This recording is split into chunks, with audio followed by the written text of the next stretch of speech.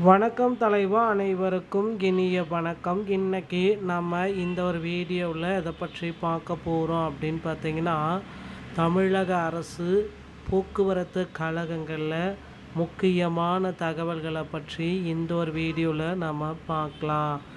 நீங்கள் நம்முடைய சேனலை முதல் முறையாக பார்க்குறீங்க அப்படின்னா மறக்காமல் ஒரு சப்ஸ்கிரைப் அண்ட் பெல் கிளிக் பண்ணி வச்சுக்கோங்க.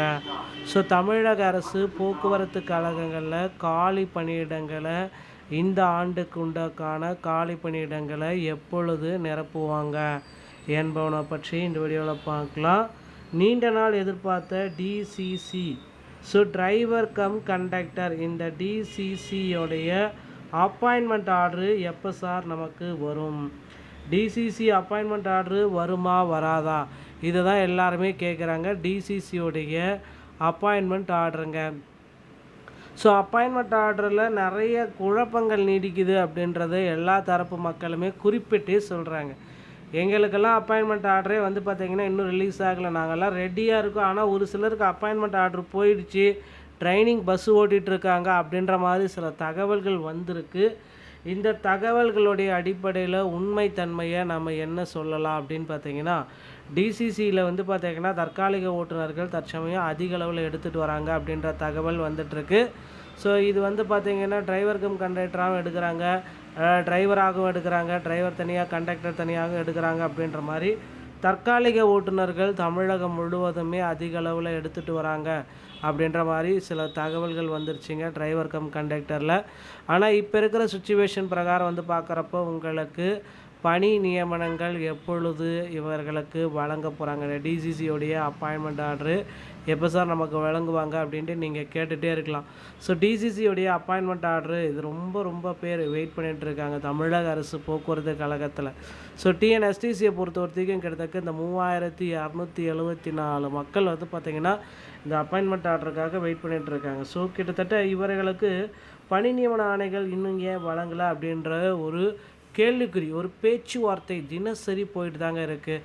நிறைய நபர்கள், நிறைய கட்சி தலைவர்கள் எல்லாமே இந்த போக்குவரத்து கழகத்தில் நிலவும் அசாகரியங்களை உடனடியாக மாற்றுங்க, உடனடியாக நடந்து முடிந்த தேர்வுக்கு ரிசல்ட்டை வெளியிடுங்க, பணி நியமன ஆணைகளை வெளியிடுங்க.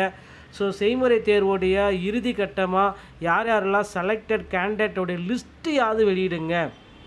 கோரிக்கைகள் மேலே லட்சக்கணக்கான கோரிக்கைகளை இப்படி வச்சிட்ருக்காங்க.